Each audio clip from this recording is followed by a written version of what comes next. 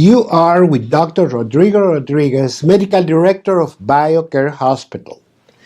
And happy to see you, happy to share with you, happy to explore other areas of healthcare, health maintenance, and just well-being and longevity. There's nothing wrong with that. And with the conditions that we're looking around us, with cancer, with degenerative disease, with strokes and heart attacks and all those things, you have to wonder, do we have to live with this? Is there anything we can change? And yes, there are a lot of things that you have within your reach, that you have in your own hands, that can be changed for better, for the betterment of your life and the lives of those around you, if you just spread the word. So not only this blog is important, but it's very important what you're going to do with it. And I'd love if you share it with other people, if you review it with other people, if you examine and reflect on some of the concepts. And I might be wrong. I accept that. But at least give me the opportunity to think about it, to reflect on the things that we're analyzing. Today I'm going to be talking about a very important disease. Very important. I'm going to talk about lung cancer.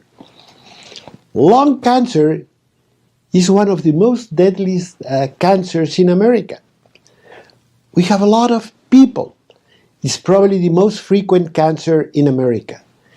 And with that, it brings a lot of despair and suffering and deaths. So we're looking at a condition that's not an easy thing. It's not something we can forget about it. It is something that we see every day. We see it in the news with important people that got lung cancer. We see it with friends, with workers that are around us, etc. And we see all these people getting lung cancer. And that's the bad news. Then comes the next segment of the bad news. Most of these people die. Within a short period of time, we're going to lose them. They're going to be gone.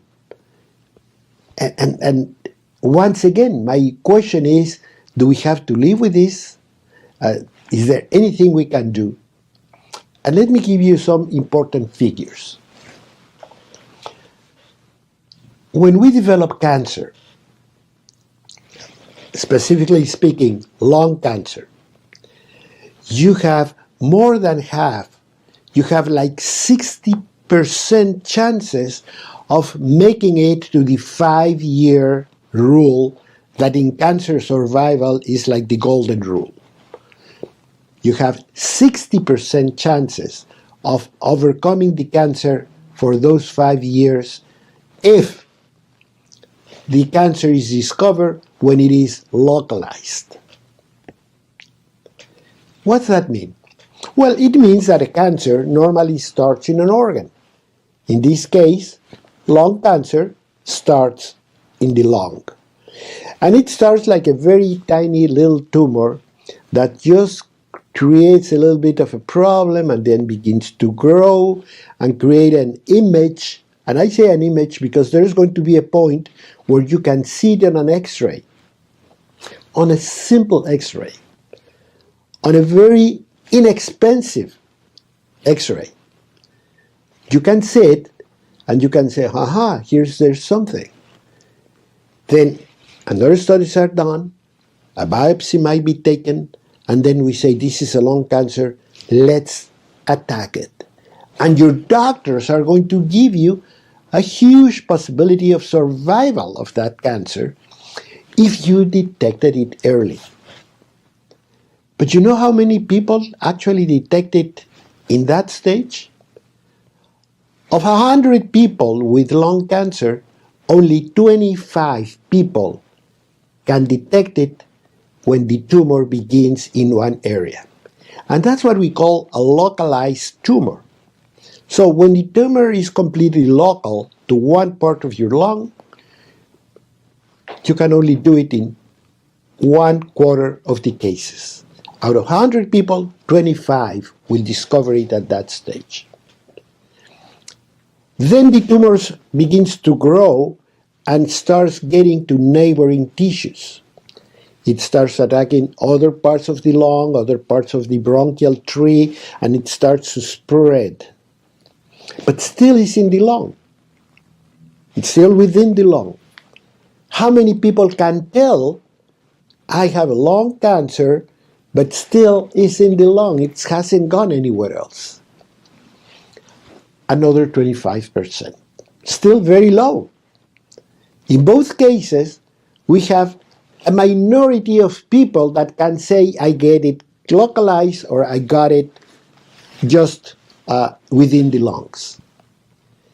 But then the tumor expands and opens up branches, starts creating tumors somewhere else. Lung cancer will go to the bone, will go to the liver, will go to the brain, will go to just about every organ, but those are the most common. And then starts invading, sending distant seeds to create secondary tumors of lung cancer somewhere else in your body, in your liver, in your bones, in your brain. And that stage we call it that the tumor has spread, and those secondary tumors, we call them metastases. Then we say that person has a metastatic lung cancer. You know how many people we discover with metastatic cancer? Half of all them. In other words, 50% of the people we know about lung cancer when it begins to be too late, when we can do a lot less, when whatever we do is going to be more expensive and less efficient. And we lost the opportunity to tell that you had a tumor early on. The difference? When you detect a localized cancer, I already told you, you have 60% chances of making it to the 5th year. When you discover it metastatic cancer, only 7% will make it to 5 years. And that's after very intensive, very dramatic, very costly therapeutic treatments. So there's a big difference. Now, the question I began this conversation with, do I have to live with this? Can I do anything to change it? Well, the first thing I have to do is I have to detect it very early. I have talked before many times about prevention, which should be our golden key to success. Don't get lung cancer in the first place. And if you follow me, you can go to different conversations like this, to my blog, to my podcasts, and you're going to see everything I tell you about prevention, because yes, it is absolutely possible. But then you say, well, I didn't get to that point. I already have a problem. What do I have to do to catch it early? It's not going to give you any pain. It's not going to give you any symptom. It's not going to give you anything. Like the most deadliest of all diseases, lung cancer is silent until it's very hard, very late. So you do not have to let that happen. So what you have to do, well, let's say you're 40 years old, and we have to start early, because cancer is going down with ages. Used to be an old person's disease, it is not anymore. You see younger and younger people. So let's say I'm 40 years old. I'm healthy, I'm fine, I'm having a fantastic personal life and professional life and traveling and enjoying my life. And I can jump in a doctor's office and say, Doctor, I'd like to check a couple of things. I want to make sure that everything looks okay. Just check it out. Like when you're going on vacation, you take your car just to check the tires, the lubricants, these things. Oh, it's fine, fantastic, your car is beautiful. Okay, great. You live with a little bit of peace of mind. You do the same thing. You go and you say, I need to do this. And you know what? I heard that I should take a chest x-ray, which is going to take me 2 minutes, which is going to be very simple. That's going to be very inexpensive, just to make sure that my lungs look nice and beautiful. And the doctor is going to tell you, yeah, they look beautiful. Go home. Forget about it. And then in about 3 to 5 years, you do it again. But once you get to 50 years old, then start doing it more frequently. Every other year, something like that, and start looking not only for that, check your blood pressure, your sugar level, these things, because if you keep everything in check, if you can be very proactive and vigilant, you're going to catch whatever comes to you as early as possible. Again, the ideal is to prevent it. And please follow me, because that's the most important message, to prevent it. But let's say you have a disease, catch it as early as possible. And you can, because it doesn't take too much. You can go to your doctor, have a friendly conversation, and say, Doctor, I'm fine. I have had people, thank God, I always commend these people that have come to me and say, Doctor, I'm fine, I'm healthy, but I'd like to make sure I'm going to continue to be in that direction, that I'm going to be able to enjoy my life in the future. And that's what I want to tell you about in the first place. Lung cancer is a deadly disease. Make no mistake. It's going to catch you, and it's going to kill you. And yes, there are many risk factors. Smoking, cigarette smoking is probably one of the worst, but there are many other conditions that you don't even know about. There's a gas that we don't see, that we don't hear, that you might not even have heard the name, which is radon. You can go to your city officials and ask them to check for radon in your house or in your work environment and so forth. It can produce lung cancer. So we have to do that. If you send me a note, I will give you an answer to what I'm talking about. But please, let's make sure we catch this early. Let's make sure you stay with me, because I have to say a lot more things about lung cancer today.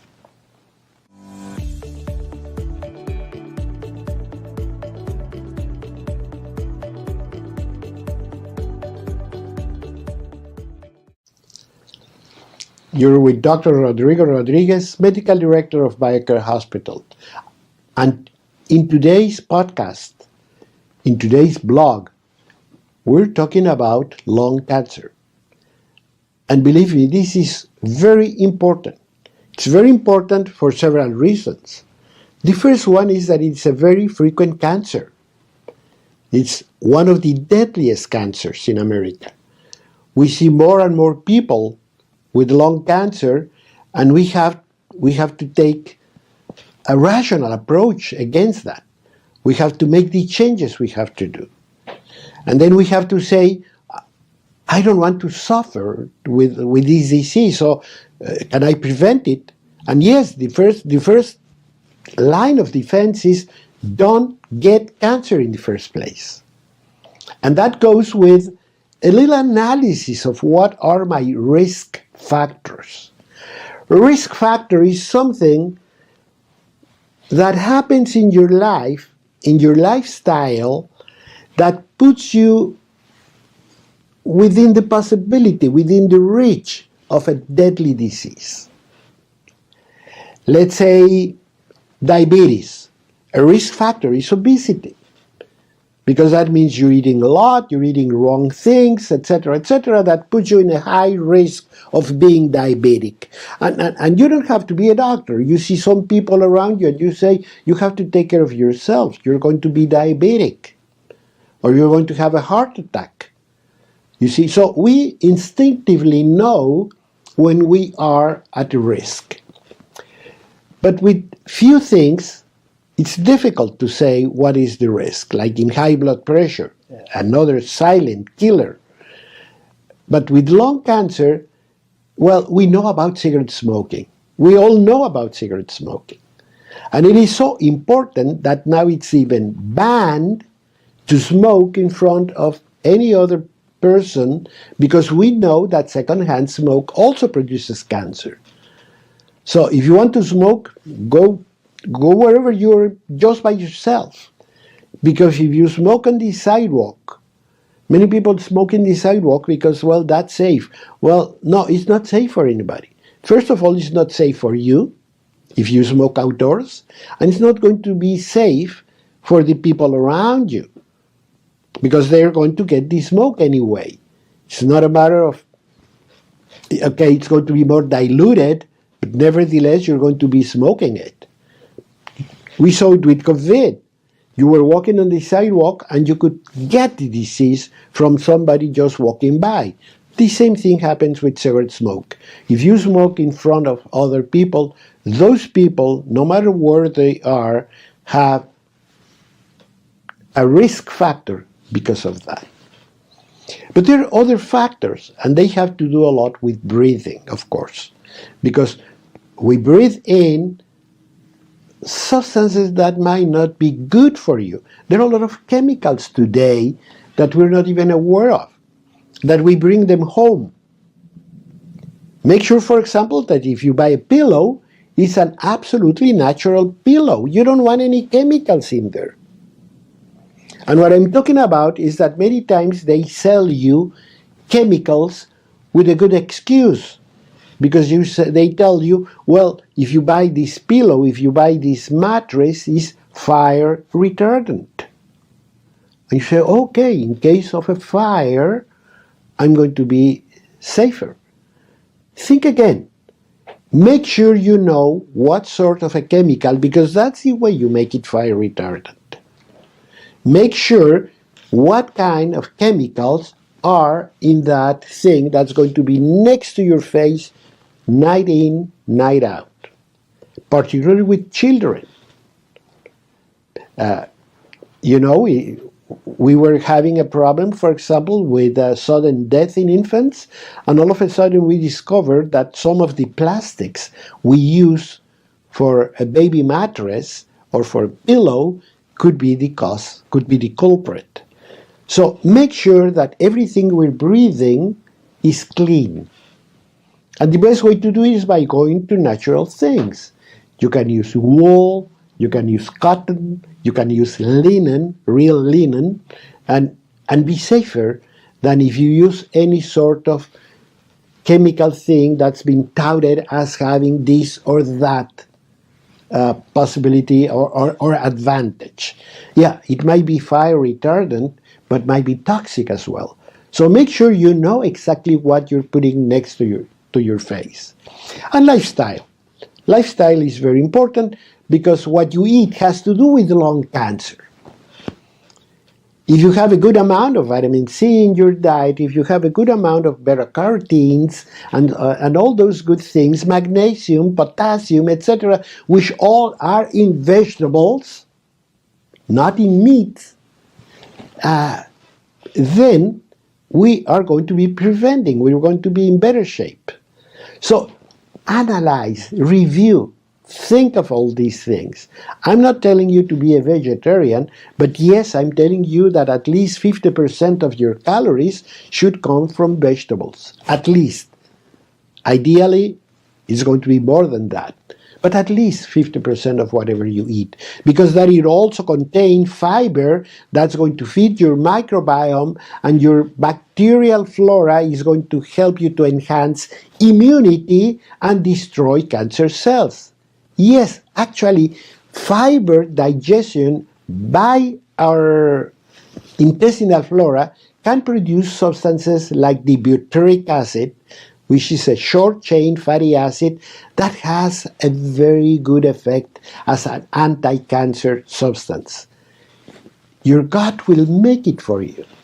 All you have to do is feed your bacteria with fiber, with vegetables, with things like this. If you're going to snack, Snack on cucumbers, snack on carrots, snack on jicama, snack on things that have a lot of fiber, and you can put a little bit of lime juice on them, and they're very good, they're very delicious, and you can do those things for your gut's sake. In turn, you're going to be helped in many other ways. Let me tell you something that is very important too. Many people tell me, doctor, but my father had lung cancer. And my grandfather had lung cancer. So I think I'm going to have it. So it's in my genes. Let's remember that what's in your genes is not printed on stone. It's not carved on granite. It is another risk factor. It's another condition that puts you on a higher risk than the average person. But doesn't mean that it is going to happen.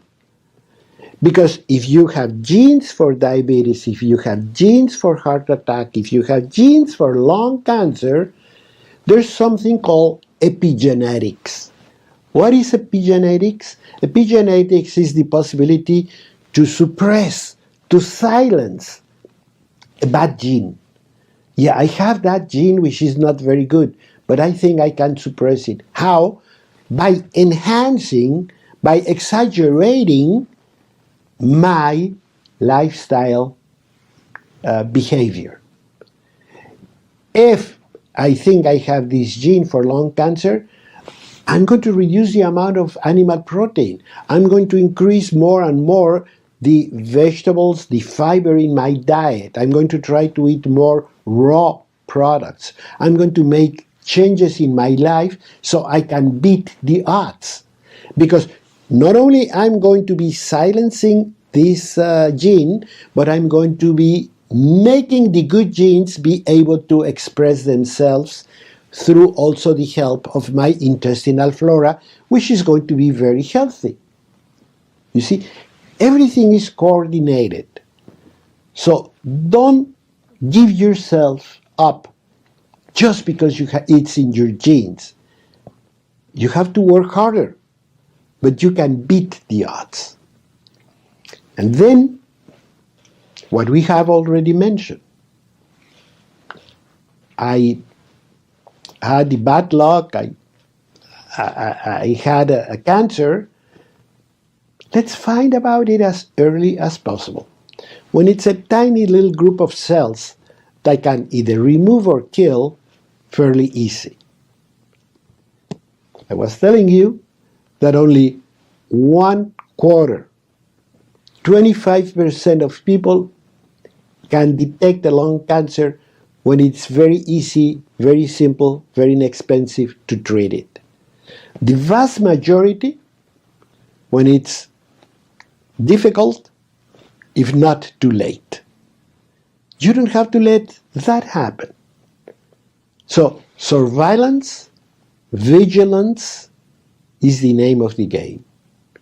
We have a better lifestyle. We're going to do a lot of surveillance. We're going to talk to our doctors. And here is something that I want to remind you, particularly those in the younger generations. We have this idea that we go to the doctor when we're sick. And I have to apologize because doctors ourselves have put you in that position very frequently. I have seen people that go to the doctor, and you go to the doctor, and they say, but you're fine. You don't have to see me. Come on, go on with your life. Which means, come back when you're sick. I'm a total different type of a doctor. I'm the opposite. I'm the BioCare doctor. And that's what I'm proposing to you. You have to become the chairman. You have to become the CEO. You have to be the man at the helm in your healthcare, in your BioCare. You have to review everything and say, I do not want to fall prey to these diseases, and if I do, I want to catch them as early as possible. How am I going to do that? Educate yourself. Learn about it. Read about it. Please follow me. I beg you to follow me, to get more and more education and to know more about it. And if you have any question, whatever it is, as silly as it might be, you have the possibility of contacting me. You have a toll-free number. You have the website. You have the social media of your choice, etc. But ask a question. Doctor, I'm wondering about whether I should do this or that, whether this should help or not. What else can I add to my program? I'll be very happy to have an open conversation with each and every one of you, because that's my quest in this part of my life. Don't go anywhere. Let's talk about what once we really have lung cancer.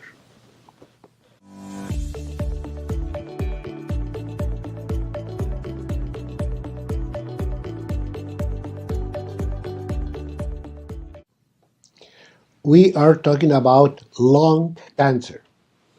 And you have this conversation with Dr. Rodrigo Rodriguez, the medical director of BioCare Hospital. And we're talking about this deadly disease that has a huge impact in Americans' health and death toll, because a lot of people die of it. A lot of people contract the disease. And sometimes we have a little bit of despair, like, I have cancer. What am I going to do? I'm going to do whatever I can. I'm going to be very depressed. I'm going to go down. Life will never be the same. Things will change. And I have just to brace myself ready to go. There's a lot of dismay. There's a lot of lack of drive to do anything. Most people will really go down. I have always wondered what goes through your head when they tell you you have cancer. And to be able to handle this a lot better, it's good that we think about it. This is like death. Sometimes we say, what's going to happen when I die? We don't think about it very often, but I think we should. That's why you do a will. You do certain things to make sure that whenever you're gone, some things will happen the way you intended to. And the same happens with health. If we think, what if I have this disease? What if I have cancer? It's going to be a lot easier to take a route, to make decisions, to choose what you can do, because there's a lot of options that you're going to have before you, that you can discuss with your doctor. You're going to have to sit and have an open conversation. But the most important thing is that you can make the difference between a good result and an undesirable result. I was telling you already, for example, that if we catch the cancer early, we have 60% chances of beating it, but when you discover it late, which is more than half of the people, you only have 7% of making the 5-year. So that tells you that, yes, if I'm aware of it, if I'm vigilant, if I do my work, I'm going to be able to catch it early and have better results, shorter period of treatment, less expense, etc. So yes, you have a very important part of responsibility. Once again, you're the chairman of the board, you're the CEO, you are the man at the helm. So But now I have cancer. And they're telling me this is the situation where I am. And the worst you can do is give up at that point. That's the worst part you can do. If you just give up and you say, okay, this is it, I'm gone, that's the worst you can do. Because there are many things that are within your reach that you have to get in motion. First of all, you have to stay steady, to hang on, to learn that you have to have a very important mental attitude. And the best one is, I'm going to do my best and I'm going to beat the odds. Because that is possible.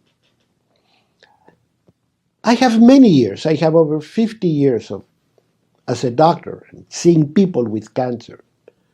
And you know who are the people that are really with the victory in hand? The person that had the good mental attitude.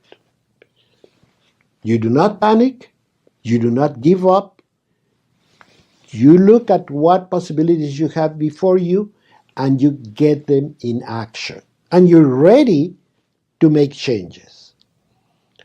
If you didn't take care of your diet, well, you can start taking care of your diet today. I have had many people that had a very faulty lifestyle, and when they found out they had a cancer, they started changing everything, changing the diet, dropping stress, etc., and they started becoming stronger and stronger and beating the disease. Let me give you a quick story. I was on a plane from a beach in Mexico, in southern Mexico, nice beach, flying to San Diego, California. And the man next to me, I'm not the type of people that's going to talk to other people on an airplane. So this man asked me, what do you do for a living? And I didn't want to say I was a doctor. I just said, well, I'm related to medicines. That was my short answer. And then he asked me, what would you do if somebody tells you that you have a cancer and 3 months to live? I said, I don't know. 3 months to live? I'll probably come to this beach and spend the 3 months on the beach. And he told me, well, let me tell you, it doesn't work. They told me I had cancer, that I had only 3 months to live. I sold everything, I left everything, took my resources, went to this beach, rented a very nice house on the beach, and just relaxed. Started eating fresh, started eating good things, and just waiting. He says, I'm flying back because I have to get a job. That was 5 years ago, and I didn't die. He dropped all the stress off his back. And many times we have to do that. That's the rule number one. Get rid of all the stress. Get on your feet. Stand up. Stand straight so you can face the problem. The other big problem I see with cancer patients, well, nothing that I do is important now. Cigarette smoking. Why should I quit smoking? I already got cancer. It doesn't make a difference. Yes, it does. Statistics show that smokers with lung cancer that quit smoking after diagnosis do better, live longer than people that continue to smoke. Make no mistake, every puff works against you. Why? Because cigarette smoke is highly inflammatory. Inflammation is what feeds your cancer. Inflammation is what makes your cancer cells grow and thrive and be happy, because you produce the environment where cancer can grow, which is inflammation. You continue to smoke, you are helping every cancer cell in your body. When you stop smoking, inflammation is going to go down. When you change your diet, inflammation is going to go down. When you get rid of stress, inflammation is going to go down. And the less inflammation, the better your body is going to work, the better your immune system is going to be able to attack the cancer, the better the medications and treatments your doctors are giving you are going to work. They are expensive. Use them well. Don't boycott your own treatment by getting a higher inflammation level, by being stressed, by eating garbage, or by continue to smoke. If you start following those rules, you are helping a lot. There are studies that show, that prove that when inflammation is defeated, cancer therapy becomes a lot more effective. That the same studies show that when inflammation in your body is rampant, your possibility of developing a cancer goes way up. So when we think inflammation, we think cancer. And when we think inflammation, we think lifestyle. Refined sugar, refined flour, vegetable oils, bad foods, fast foods, junk foods, preserved foods. Preserved, by preservation, I don't mean fermentation like sauerkraut. I mean a can, a box, a foil. So all those things, if we start putting all together, once the doctor tells me I have cancer, and I say, okay, stop smoking, change my lifestyle, I'm going to call Dr. Rodriguez because it's a free call, and because I know he's not going to charge me anything for advice. Call me and tell me, doctor, what can I do? And the first thing I'm going to tell you, open up your pantry and throw to the garbage you have in your pantry. Because I have opened a lot of pantries when I travel, when I visit people, and I see, if this is garbage, why you put it in the pantry? It should be in the garbage can. And if you start doing all those things, you're going to see how you're taking control. You're beginning to take control of your life, of your health management. Your doctors are very important, but you are the chairman of the board. You need information. You have them to support you, not to tell you you have this and this and read you something you could have read yourself, like a blood report. No, you have to explain me. You have to tell me. Because that way, I'm going to be the man in control. And the more you take that attitude, the better off you're going to be. I have seen people who were diagnosed with cancer that all of a sudden start looking a lot better, losing weight, becoming fitter and trimmer, and just look good. And that reflects in the way your body is going to attack the cancer, and that reflects on the possible success of whatever your doctors are offering you. The important thing is to put the two things together. And we're going to talk about that in the next and final segment. So please, don't go anywhere.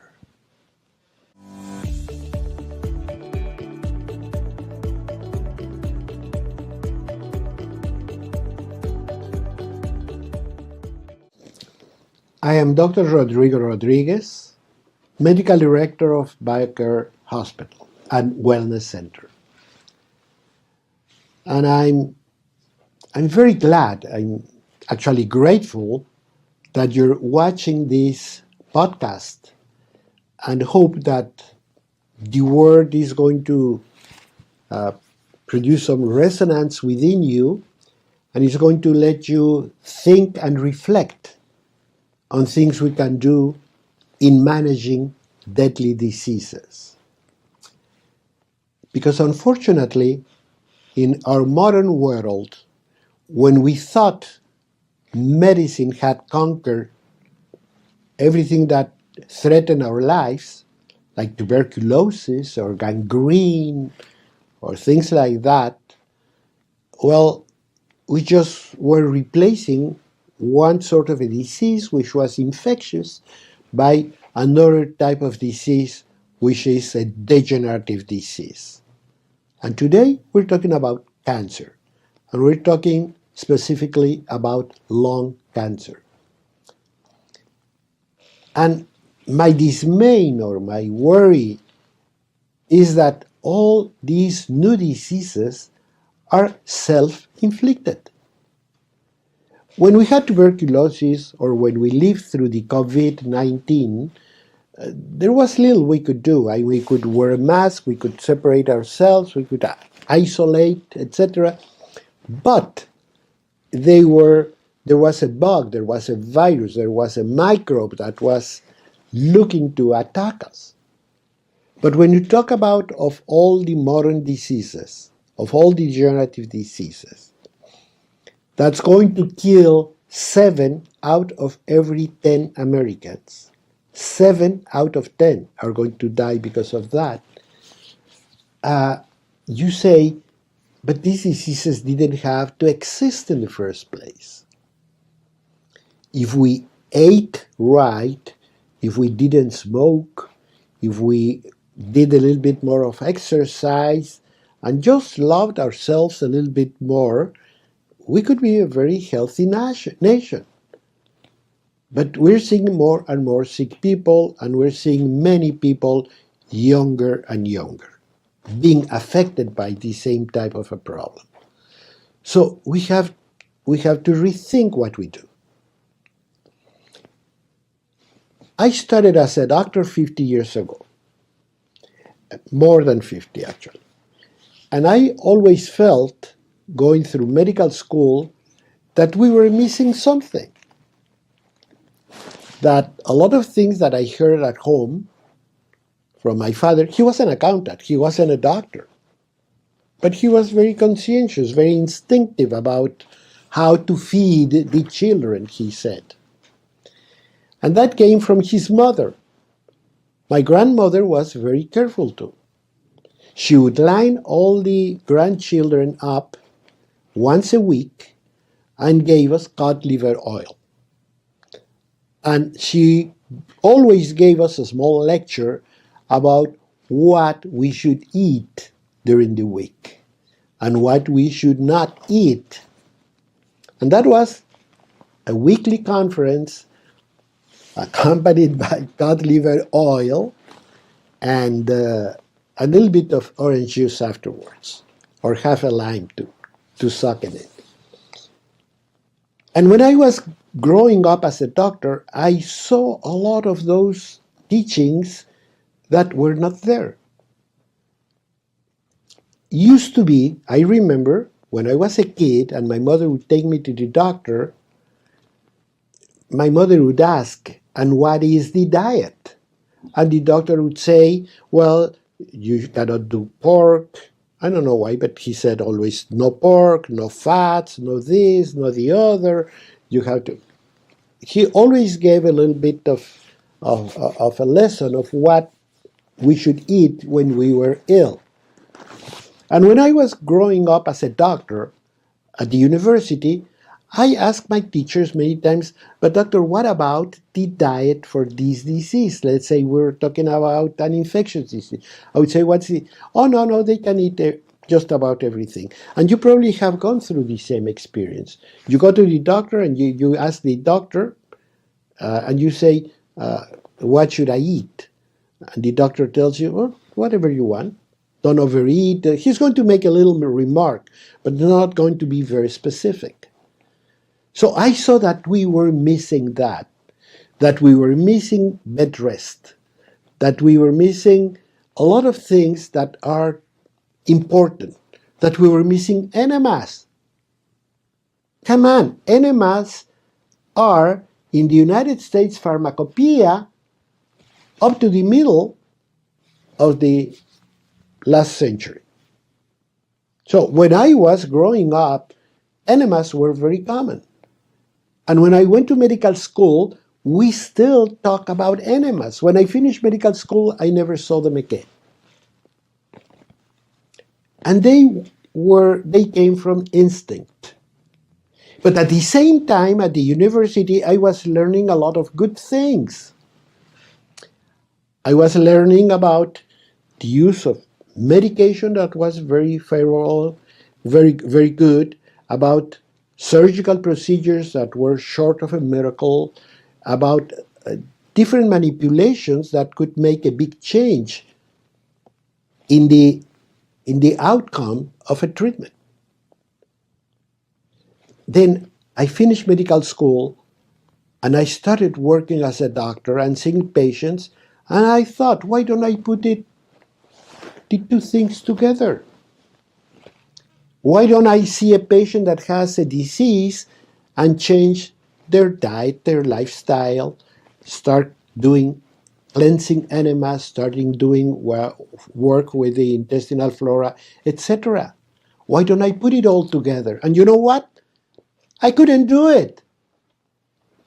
Because if I went to the hospital and I told the hospital that I wanted this or that type of a diet for a patient, let alone a 24-hour fast with only liquids and tea and so forth, people would faint. You're talking about what? A diet? There was a diet for diabetics, there was a diet for certain, but in a hospital you cannot say, I want good food, period. I want fresh food.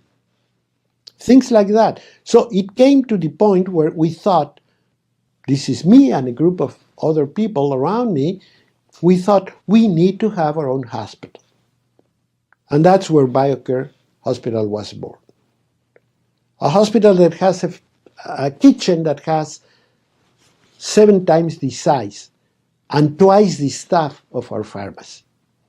Because we needed good food. Thy food will be thy medicine. That's what they said, and that's what it is. So I wanted to complement all these things, to integrate. Yes, I can do surgery. Yes, I could follow a treatment. Yes, I could do a lot of things.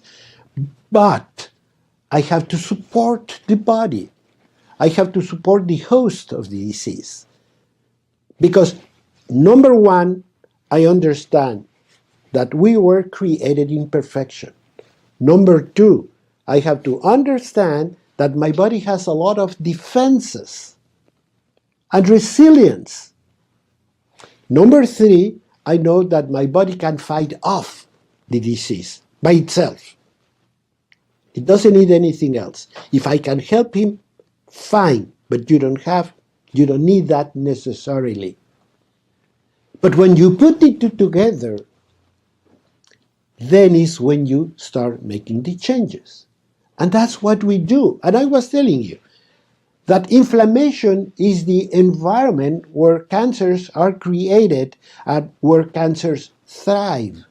So if I change your food, if I cleanse your colon, if I rebuild your intestinal flora, if I help you with all of that, my cancer medication is going to be a lot more effective. If I help my immune system to be more active or to enhance the production of cells, I can be more effective. So BioCare is a center where we are going to integrate all this for the patient's benefit. Because it doesn't cost me anything that if I do a medical procedure and when dinner comes, I give good food. This good food is not going to do anything to block my treatment. Contrary, is going to enhance the efficiency of my treatment. But I guess talking about food is very low for a doctor that lives in an ivory tower. But we have to start thinking in that direction. We have to start creating centers where we're going to work with a patient all around. And we have to make sure that everything is going to happen in the right direction. Because I trust that that body that I'm handling was created in perfection and has a lot of resources that I have just to be able to set in motion.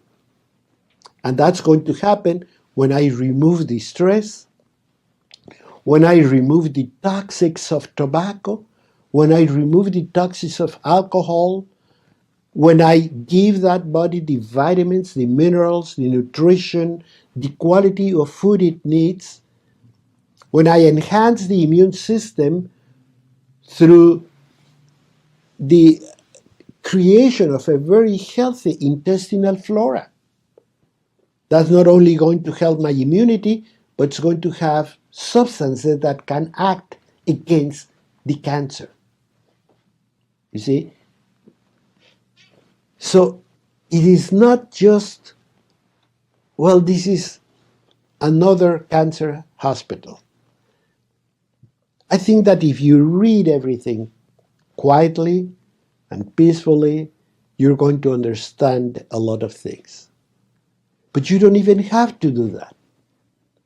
All I'm asking you to do is to educate yourself, to know what you're dealing with, to know what are all your options and where you yourself, with your own hands, can change the environment in which you live and in which you are being treated. You yourself. Here's my hand. Just give me a call. Send me a message. I'm here to help you and to answer any doubt, any question, any comment you might have. Till next time, I'm Dr. Rodrigo Rodriguez from BioCare Hospital.